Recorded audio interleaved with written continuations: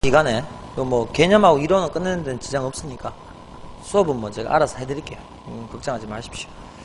좀 빨리 음식을 해놔야 될 이유가 있어가지고 이번에는 좀 명절 때 조금 일이 꼬여가지고 좀 이렇게 타 지역으로 제가 한번 가야 될 일이 있어가지고 힘듭니다. 추석이나 설은 처녀 총각 때 많이 노셔야 됩니다. 결혼하는 순간 끝입니다. 끝입니다. 시집장가 가기 전에 많이 노십시오. 저는 많이 놀았어요. 괜찮습니다. 자, 금리가 뭐다? 금리다 적어보세요. 이자율입니다. 이자율. 금리는 우리가 보통 다른 말로 이자율이라고 부르는데, 제가 예금으로 예를 들게요. 예금.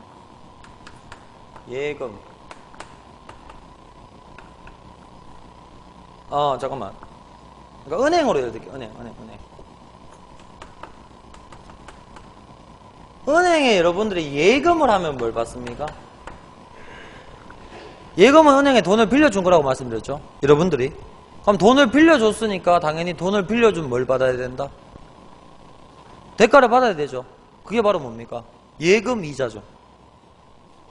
여러분들 은행에 돈 맡겨두면 예금 이자 받죠? 왜? 은행에 돈을 빌려줬잖아요. 빌려줬으니까 당연히 그 대가를 받아야겠죠. 그게 뭡니까? 예금 이자. 만약 여러분들이 은행에서 뭘 한다? 대출을 한다. 그럼 여러분들이 은행에서 돈을 빌렸으니까 빌린 것에 대한 대가를 지불해야겠죠. 그게 무슨 이자? 대출 이자. 그러면 금리 이자의 개념이 뭡니까? 금리 이자의 개념. 여러분들이 돈을 빌리거나 빌려줬을 때 그에 대한 대가가 오고 가는 게 금리 이자입니다. 이자율. 되겠죠? 은행은 그럼 어떻게 돈 법니까? 대출 이자율이 높습니까? 예금 이자율이 높습니까? 요즘 보통 주택담보대출이 4% 초반이거든요. 예금 금리는 3%도 안 되고. 얼마가 남습니까? 1%가 남죠. 이게 기본적으로 은행이 돈 버는 방법이죠. 예대 마진을 이용한 거죠. 예대 마진. 대출 금리 4%, 예금 금리 3%. 이 1%의 마진을 통해서 뭐합니까? 은행은 돈을 버는 거죠. 되겠습니까? 이게 뭐의 개념이다? 금리. 자, 그래서 나오죠. 두 번째 줄에 보면 돈을 빌린 사람은 일정 기간 돈을 빌려 쓴 것에 대한 대가를 지급하는데 이를 이자. 되겠죠? 반대로 돈을 맡긴 사람은 맡겼기 때문에 이자를 받는 거죠. 그래서 예금 이자, 대출 이자 둘 다 존재하는 거죠. 다음에 나오잖아요. 이자 원금에 대한 비율을 금리 또는 이자율. 그러면 만약에 1억을 대출받았다. 연 4%. 이게 뭘 뜻하죠? 1억을 1년 빌리는 대신에 이자를 얼마 내라? 연 4%. 그럼 1억에 4%면 얼마입니까? 1억에 4%. 400만 원이죠. 그럼 400만 원을 12개월에 걸쳐서 내는 거죠. 그게 연 4%의 개념이죠. 그럼 한 달에 한 3만 원 정도 내면 4%. 그러니까 은행 대출 1억을 대한 이자를 지불하는 거죠. 물론 원금도 갚아야 되고요. 되겠죠?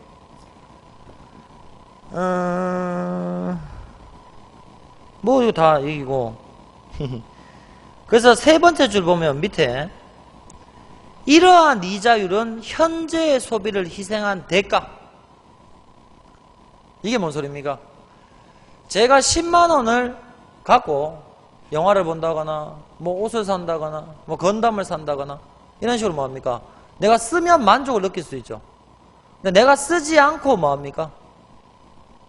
쓰는 걸 포기하고 현재 소비를 포기하고 은행에 돈을 맡겼기 때문에 나한테 뭐야? 이자가 떨어지는 거죠. 현재의 소비를 포기한 거죠. 그래서 포기한 것의 가치, 대가. 이게 뭐 경제학에서는 기회비용이라고 부르는 거죠. 기회비용이라고. 그래서 이자율은 뭐라고? 현재의 소비를 희생한 대가. 다음 마지막에 뭐합니까?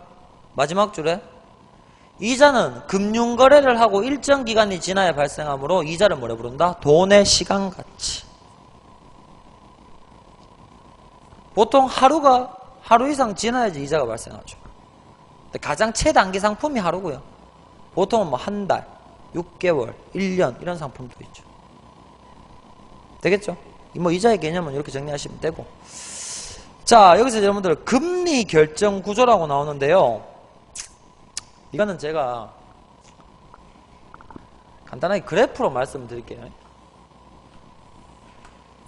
이게 여러분들이 중고등학교 시절 혹은 뭐 대학교에서 뭐 경제학이나 이런 거 전공한 친구들도 있을 건데, 여기가 이제 Q 량입니다. 량 수량. 다음 Y축이 이제 이자율, 금리가 됩니다. 그럼 제가 저번 시간에 뭐 간단하게 자금의 수요자와 자금의 공급자를 말씀드렸죠. 그래서 우리가 경제학에서 이게 공급 곡선이고요.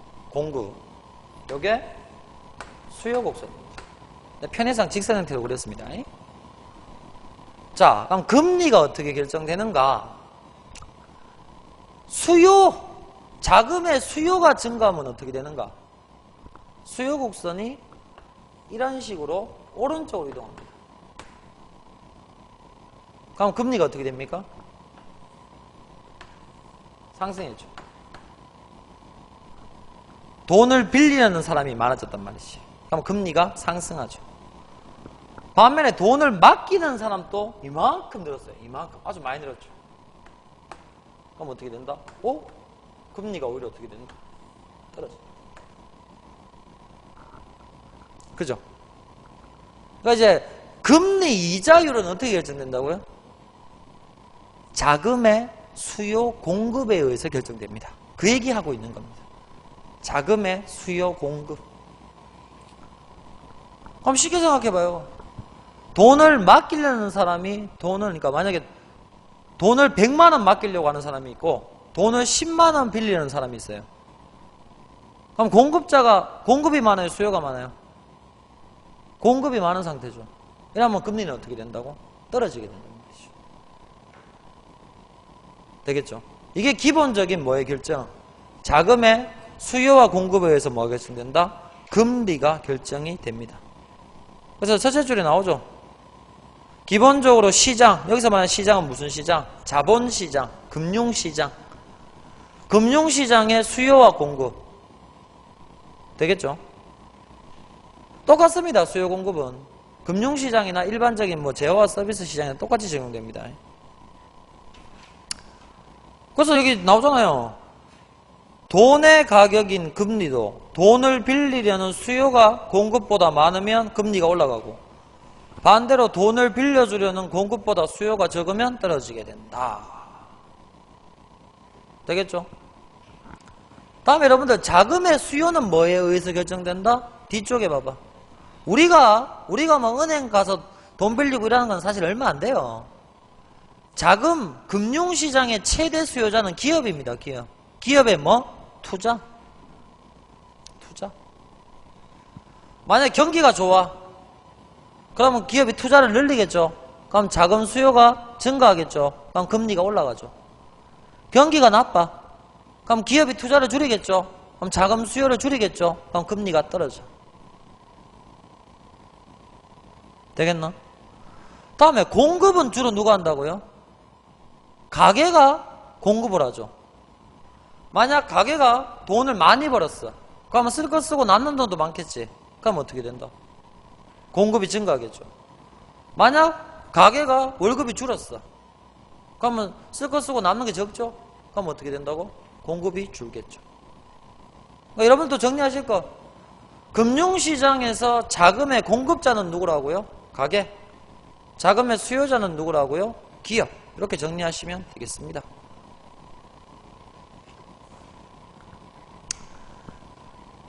자, 다음에 또한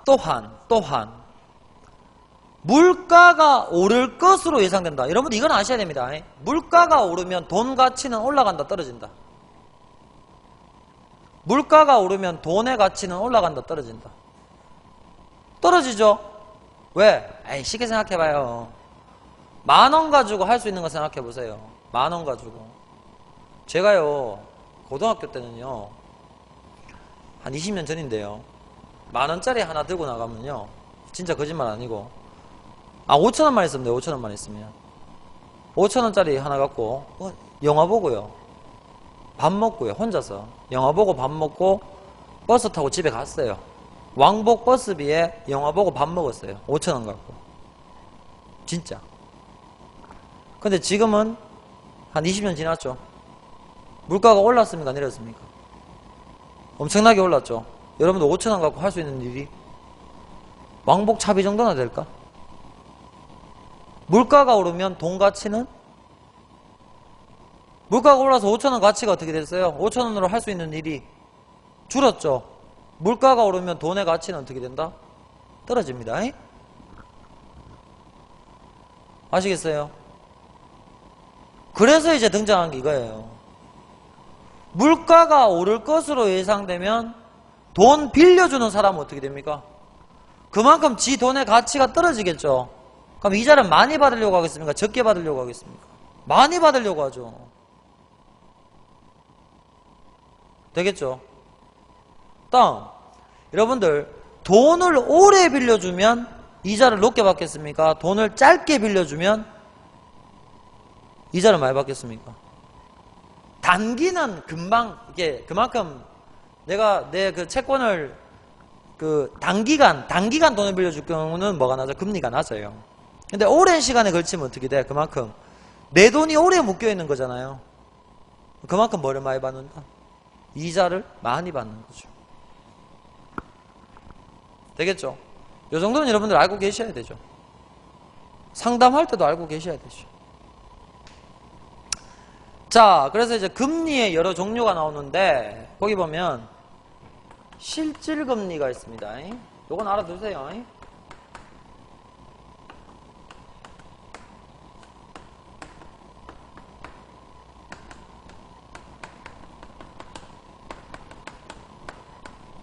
이렇게 나오는데, 예를 들면 여러분들이 요즘 이제 은행 금리가 예금 금리가 한 3%밖에 안 돼요. 그럼 1억을 넣는다.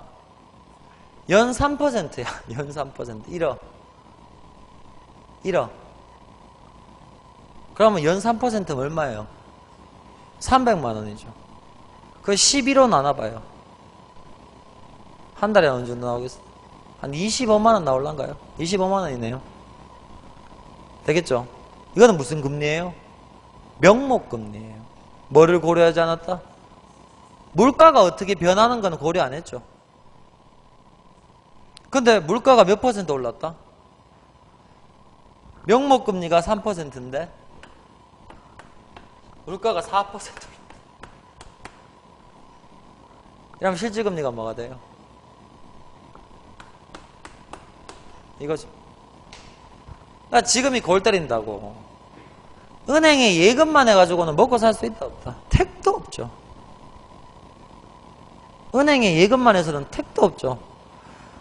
또 뭐 옛날 얘기하면 한 20년 전에는요 1억만 갖고 있으면 부자였어요. 제 기억에 20년 전에는 신협 있죠. 신영협동조합 신협 은행도 많이 줬는데 이 금리가 연 10% 가까이 됐어요. 연 10%. 그럼 1억을 빌리면 연 얼마 준다는 소리예요? 1,000만 원을 주죠. 그 11호 나누면 얼마예요? 한 달에 80만 원. 20년 전이야. 20년 전에 80만 원 같으면 지금은 얼마만큼 가치가 있을까요? 최소한 2배 이상의 가치는 있습니다. 한 200 잡읍시다. 그럼 영감 할머니가 20년 전에는 돈 1억 갖고 먹고 살았다 못 살았다? 먹고 살았죠. 80만 원 갖고 먹고 살았죠. 근데 지금 여러분들 생각해보세요. 금리는 더 떨어졌죠. 10%에서 3% 됐죠. 물가는 미친듯이 상승했죠. 실질금리는 완전 마이너스죠. 자, 실질금리, 명목금리 아셔야 되죠. 명목금리는 물가 변동을, 물가 상승을 반영했다, 반영하지 않았다. 반영하지 않은 게 명목금리고요. 실질금리는 뭐라고요? 물가 상승이 고려된 것. 즉 명목금리에서 뭐를 빼면 된다? 실질금리를 빼주면 되죠. 아, 잠깐만, 여기도 단리복리 나오네? 단리복리? 단리복리 표시해 두시고요. 단리복리.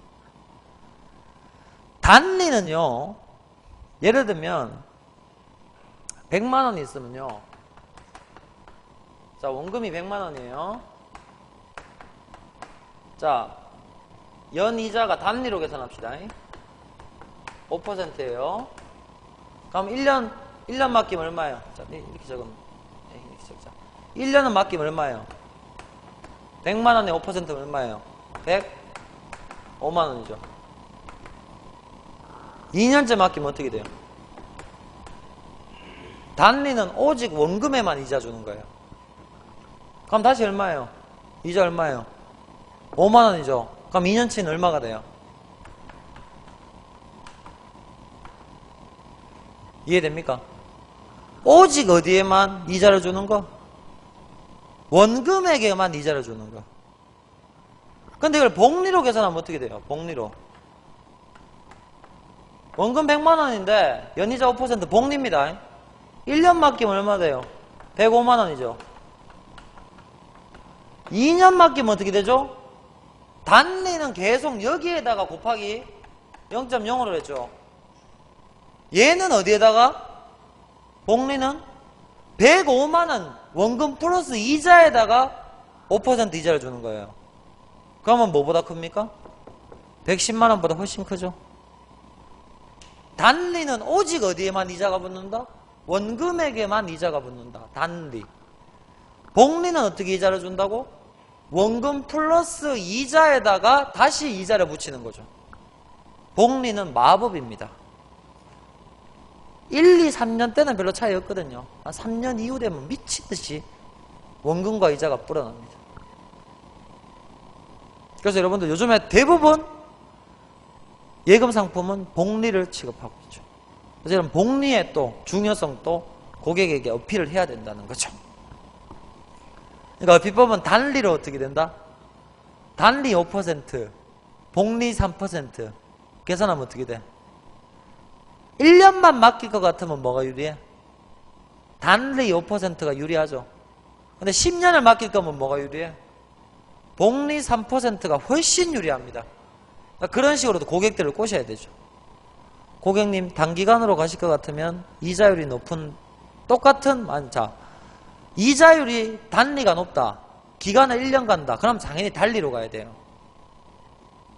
근데 장기간 가면서 단리 복리가 있다. 단리가 눈으로 보기에는 이자율이 높은 것 같지만 이자를 계산해보면 복리가 훨씬 높게 나타나죠. 그런 건 복리로 꼬셔야 되는 거죠. 여러분들 예금을 오래 유치할수록 실적은 올라갑니다. 예금을 오래 유치하실수록 실적은 올라갑니다. 다음에 그래서 제가 단리 복리 말씀드렸고 실질 명목 말씀드렸고요. 잠깐만, 다음 이것도 뭐 나오노? 실효금리? 잠깐만요. 아, 이거 지금 방금 이거 비슷한 개념이죠. 표면금리와 실효금리라고 나오죠. 표면금리는 말 그대로 겉으로 드러난 금리고, 실효금리는 실제로 지급받거나 부담되게 되는 금리. 표면금리가 동일한 예금이라도 복리로 갈지 단리로 갈지 세금을 어떻게 부과할지 실효금리는 달라지죠. 대출도 이자 계산법, 이거는 뭐 별 내용 아니죠. 표면이랑 실효, 표면은 눈으로 보이는 거고 실효는 내가 직접 받거나 지불해야 되는 대가. 이건 뭘 고려해야 된다? 단리인지 복리인지 고려해야 되죠. 다음에 실질 이자의 명목 이자를 다 고려해서 접근해야 되는 거. 이거는 뭐 별 내용 아니고요. 다음에 이거는 알아야 돼요. 수익률과 할인율. 이건 알아야 돼요. 해볼까요? 100만원짜리 채권을 샀어. 1년 뒤에 원금 100만원과 이자 10만원 받았어. 수익률은 몇 퍼센트? 10%죠. 공식 나와있죠. 수익률 어떻게 구해요? 채권 가격 분의 이자 금액. 채권 가격 얼마? 100만원. 이자 금액 얼마? 10만원. 되겠습니까? 그럼 얼마? 0.1 나오잖아. 근데 퍼센트니까 얼마 한다? 곱하기 몇 해줘야 되죠? 그래서 몇 퍼센트? 10%. 훌륭한 수익률입니다. 요즘에 어디 10% 수익률이 있습니까? 요즘 한 5%만 넘겨도 난리 나요. 어디 그런 거 없나? 자, 다음에요. 잘 보세요. 채권은 제가 사고 판다고 말씀드렸습니다. 시세 차익 누릴 수 있다고 말씀드렸죠. 자, 보자. 100만원짜리 채권을 지금 10만원 할인된 90만원에 사고 1년 후 100만원을 받는다. 여러분들 몇 퍼센트 디스카운트 했습니까? 10% 디스카운트 했죠. 되겠습니까? 그럼 수익률로 바꿔봐. 90만원에 투자해가지고 얼마 벌었어요? 10만원 벌었죠. 되겠습니까? 그럼 이거 어떻게 돼요? 90분의 10 곱하기 100이죠. 수익률은 얼마?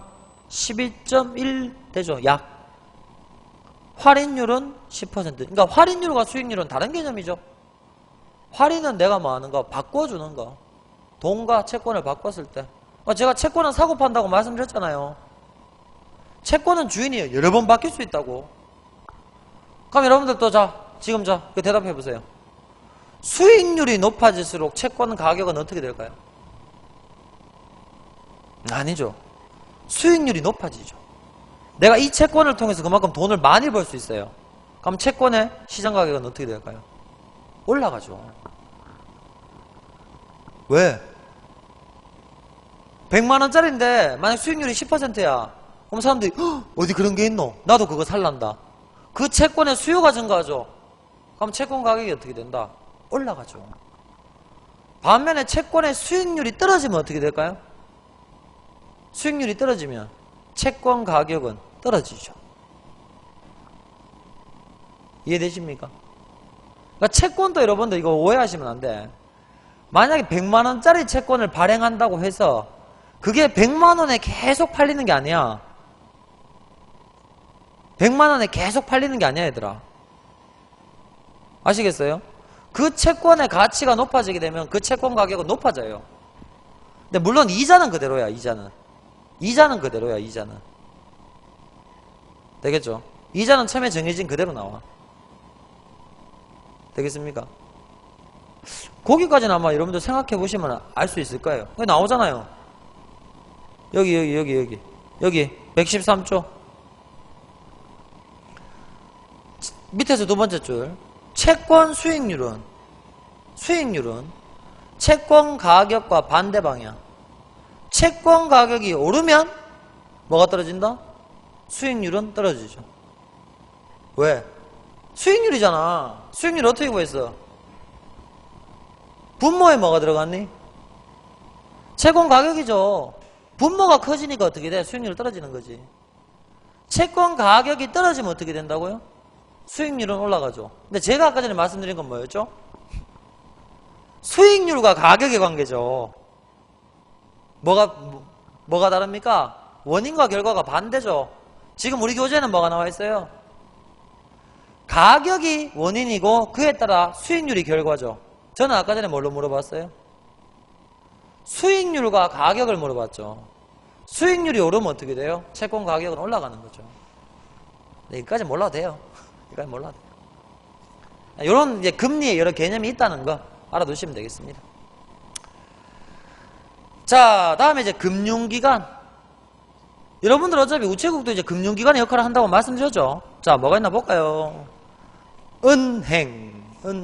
가장 대표적인 뭡니까? 금융기관이죠. 일반은행, 시중은행, 지방은행, 외국은행, 특수은행, 한국산업은행, 한국수출입은행, 중소기업은행, 농업협동조합중앙회, 수산업협동조합중앙회. 구분하십시오. 딴 거 외우지 말고 뭐만 외우자? 특수은행만 외우시면 되겠죠. 다음에 나오죠. 비은행 예금 취급기관. 이게 뭐죠? 은행은 아닌데 뭐를 취급할 수 있다?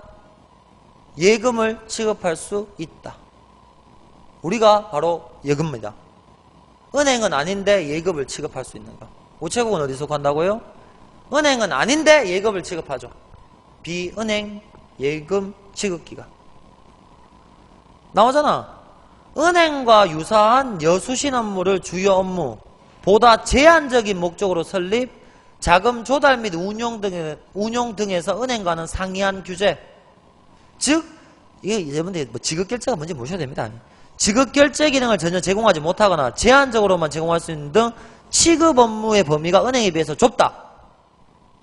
영업 대상이 개별 금융기관의 특성에 맞추어 사전적으로 제한. 그러니까 은행보다는 좀 어떻게나 제약이 많은 거예요. 그래서 뭐가 있다고요? 상호저축은행, 신용협동조합, 새마을금고, 상호신용금고 이런 거 들어보셨죠? 상호금고 등 신용협동기구. 다음에 뭐야? 종합금융회사. 그리고 뭐가 있다고? 우체국. 그래서 우체국은 어디 속한다? 비은행. 은행은 아니지만 예금을 취급할 수 있는 곳. 은행보다는 어떻게 된다고? 좀 범위가 제한적이다. 정리하시고요. 다음에 보험회사. 우체국은 보험도 담당하고 있죠. 보험회사는 사망, 질병, 노후, 화재나 각종 사고를 대비하는 보험을 인수 운영하는 기관. 보험회사는 뭐가 있다고요? 생명보험회사, 손해보험회사, 또 뭐 있다고? 우체국, 공제기관, 수출보험공사. 되겠죠? 손해보험회사는 일반적인 손해보험회사와 재보험회사와 보증보험회사. 이게까지 몰라야 돼 싶은데, 재보험회사는 보험회사가 다시 보험 드는 거. 보험회사가 다시 보험 드는 거. 보증보험회사도 뭐 그런 성격이라 보시면 돼요. 보험회사 보증해주는 거. 그래서 우리나라는 이제 이렇게 큰 뭐 항공기 같은 경우는 어떻게 됩니까? 우리나라에 뭐 손해보험을 하나 들어놓겠죠. 그러면 그 우리나라 손해보험사가 다시 어떻게 됩니까? 외국계 큰 보험회사에 재보험을 들어놓죠. 왜냐? 엄청나게 항공기 사고 같은 경우는 뭐가 크다? 그 보험금 지급이 엄청나게 크죠. 우리나라 같은 경우는 아직 보험회사가 그렇게 자산구조가 탄탄하지 못하기 때문에 그런 거 잘못 한 방 맞으면 어떻게 돼요? 보험회사가 휘청거릴 수 있죠. 그래서 뭐 하는 겁니까? 재보험을 들어놓죠. 그래서 여러분들 보험회사는 망할 걱정 안 하셔도 돼. 보험금 못 받을 일은 거의 없다 보시면 돼요. 99.9%. 왜? 다 보험, 다시 재보험 놓고 다 보증보험 넣어놨거든요. 그리고 보험회사가 혹시 망해도 걱정 안 하셔도 돼요. 보험회사가 망하면 즉각 다른 보험회사가 그 보험회사를 인수해요. 왜? 보험도 현금 장사거든. 이만한 현금 장사가 없거든요. 그래서 보험회사는 뭐 걱정 안 하셔도 돼요. 그러니까 우체국이 왜 이쪽에 보험에도 주력하는지를 아시겠죠? 돈을 돌릴 수 있단 말이죠. 자, 다음에 나오잖아. 증권. 증권은 제가 뭐 말씀드렸죠. 주식, 채권을 통틀어서 증권. 그래서 여러분들이 알고 있는 뭐 증권회사, 자산운용회사, 선물회사, 증권금융회사, 뭐 투자자문회사가 있다. 그냥 봐두시면 되고요. 예? 다음에 뭐 기타 금융기관으로 나오는 게 뭐 여신 전문 금융회사, 리스, 신용카드 회사, 활부 금융회사, 신기술사업 금융회사, 뭐 벤처 캐피탈 회사, 중소기업 창업투자회사, 기업 구조조정 전문회사, 그리고 신탁회사가 있다. 봐두시면 되고. 다음에 이제 금융보조기관. 말 그대로 이제 금융기관을 옆에서 보조해주는 거죠. 보조해주는 거. 나오죠. 금융감독원, 금융감독원, 예금보험공사, 금융결제원 등 금융하부구조와 관련된 업무를 영위하는 기관. 말 그대로 뭐 하는 거야? 하부구조라 그래서 여러분들 나쁜 게 아니고요. 기반을 잡아준 거예요. 기반. 이 사람들이 금융감독원, 예금보험공사, 금융결제원 이런 기관이 딱 그 틀을 잡아놔야지만 이거를 밟고 우리가 앞에서 배웠던 금융회사들이 탄탄하게 움직일 수 있어요. 이게 가장 기본적인 뿌리라고 보시면 돼요. 뿌리. 다음에 나오죠. 뭐 신용보증기금, 기술신용보증기금 등 신용보증기관, 신용평가회사, 한국자산관리공사, 한국주택금융공사, 한국거래소, 뭐 자금중개회사 등등등이 있다. 뭐 기타까지 모르셔도 되고 은행부터 증권 관련 기관까지 좀 봐두시면 되겠네요. 그죠? 자, 다음에 이제 뭐가 나온다? 잠깐만요. 방금 전에 111쪽 잠깐만 보세요. 금리 문제가 나왔었죠. 111쪽. 금리에 대한 설명을 옳은 것은 명목금리는 물가 상승에 따른 구매력 변화를 감안 명목금리는 물가 상승을 반영하지 않은 거죠. 틀렸고요. 실질 이자 소득은 같은 금리에서 물가 상승률이 낮을수록 크다. 맞죠? 이거 봐봐. 금리가 같으면 물가 상승률이 낮을수록 실질 금리가 커지게 되죠. 이 공식 하나만 머릿속에 넣어놓으면 되죠. 3번 단리, 복리 등 이자 계산 방법이나 이자에 대한 세금의 부과 여부 등과 관계없이 표면과 실효금리는 동일하다. 말도 안 되는 소리죠. 표면금리는 말 그대로 눈에 보이는 거고요. 실효금리는 단리, 복리, 세금 부과 다 고려한 게 실효금리죠. 이거에 따라서 차이가 엄청납니다. 엄청.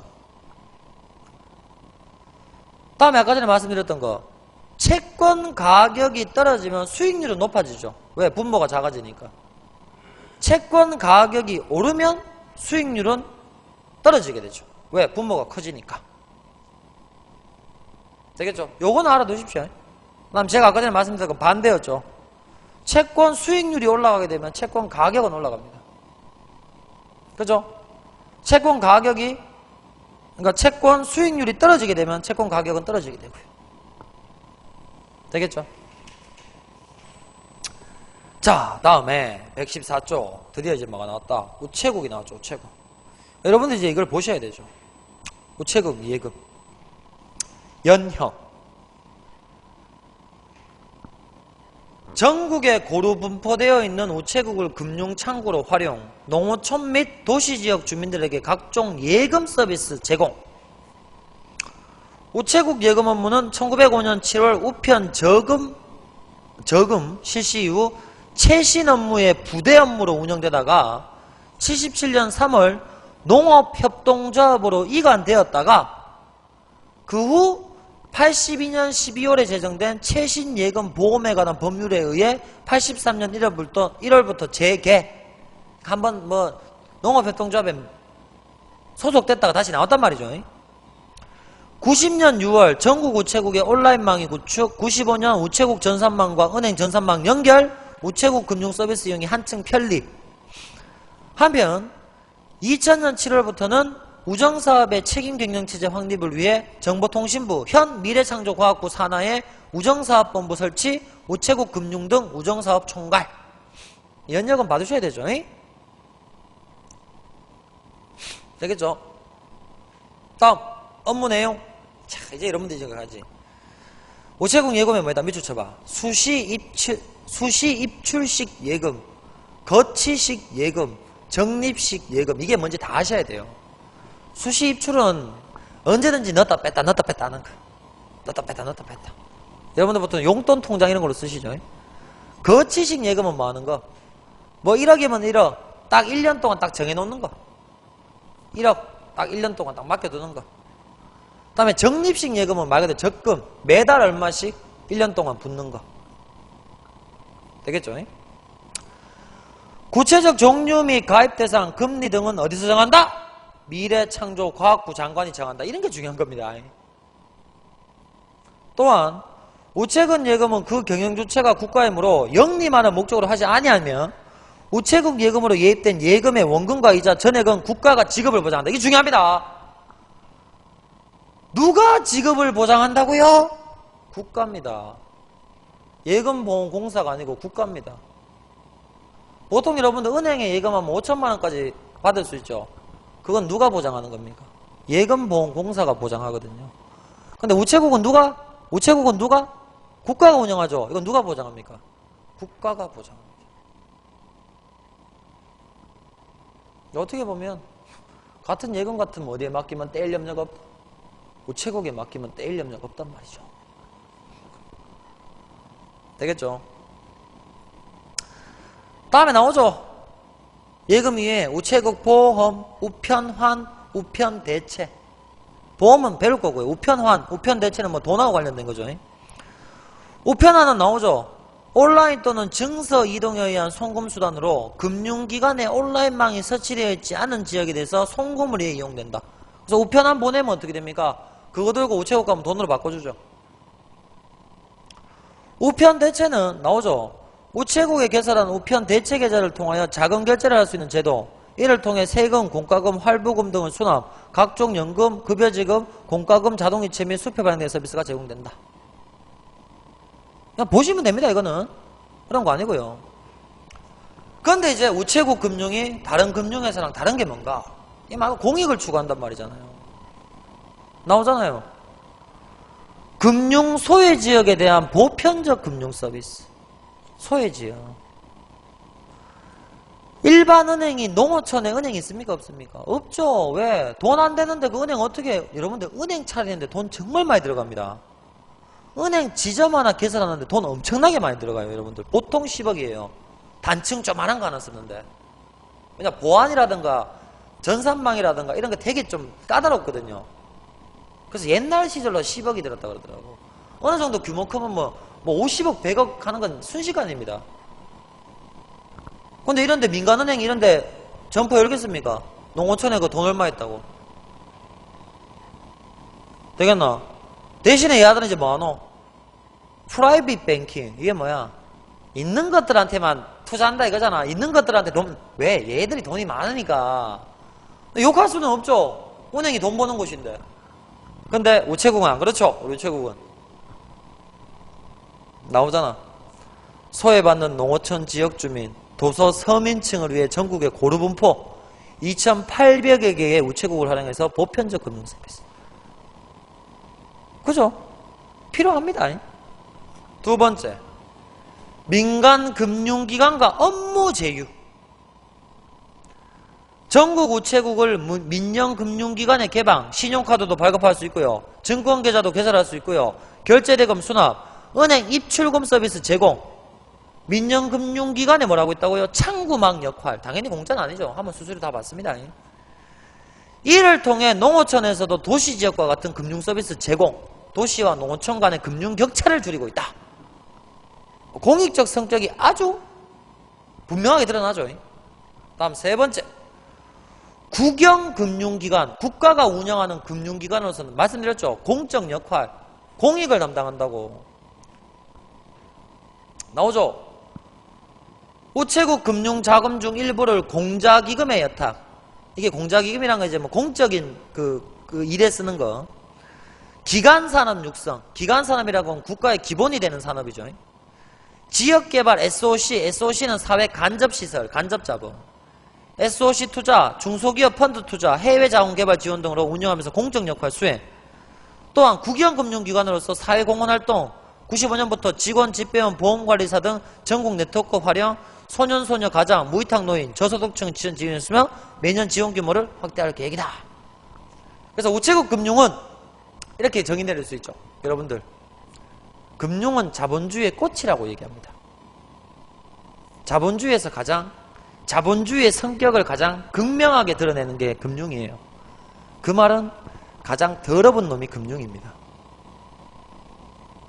어떻게 보면 돈이란 게 참 지저분하거든요. 그래서 자본주의의 꽃이 금융인데 그 꽃은 참 더러고요. 강자에겐 약하고 약자에겐 강하니까. 하지만 우체국은 그게 아니죠. 누가 합니까? 국가가 운영하고 있죠. 그래서 단순히 이윤추구만 하는 게 아니고요. 물론 이윤추구는 해야 됩니다. 독립재산제로 운영되기 때문에 너무 수익이 안 나면 이게 진짜 나중에 잘못하면 문 닫을 수도 있어요. 하지만 국가가 운영하는 금융기관이기 때문에 기본적인 수익은 뭐 창출하겠지만 나머지는 다 뭘 위해서? 공익을 위해서 쓰고 있다는 거. 되겠죠? 이 부분만 정리해 두시면 되겠습니다. 아무래도 금융 쪽이 여러분들이 좀 이해하고 받아들이기가 제가 봤을 때는 좀 좋을 것 같습니다. 왜냐하면 그래도 좀 이렇게 들어봤던 이런 게 용어들이 나오잖아요. 그러니까 이 부분은 여러분들이 완벽하게 다 맞추셔야 돼요, 사실. 근데 제가 미리 말씀드리는데 뒤에 상품 이런 거 나오잖아요. 상품, 주가, 지수, 연동, 정기예금, ELD 이런 거 나오면 이런 거 어렵거든요. 근데 이제 여러분들이 이제 우리가 이제 하긴 할 거고요. 그러니까 이런 것들은 이제 우리가 이제 다 우체국 금융 상품 이런 거 이제 이렇게 하고 하는 거거든요. 그러니까 이제 이게 여기서 나온 거 말고 이게 저 뭐 하여튼 뭐 여러 가지가 있어요, 여러분들. 그러니까 이런 거 이제 우리가 좀 이제 그 하나하나씩 좀 정리를 해가지고요. 다음에 뒤쪽에 보면 이제 보험 같은 거 나오면 정말 이제 그 우체국에서 그 마련하고 있는 보험 이런 거 이제 쭉 나오고 뭐 이렇게 있거든요. 뭐 생명보험 뭐 이런 것도 있고 나오는데, 보험 쪽은 여러분들이 아마 이제 보험 쪽 공부하시게 되면 뭐 나중에 이제 보험 뭐 그 뭐 저 계리직 이런 건 참 계리직이란다 그러죠. 뭐 그 보험 설계사 뭐 이런 거 이제 그런 거 이제 그 저 자격증 딸 때도 또 어떻게 보면 도움이 될 수 있고.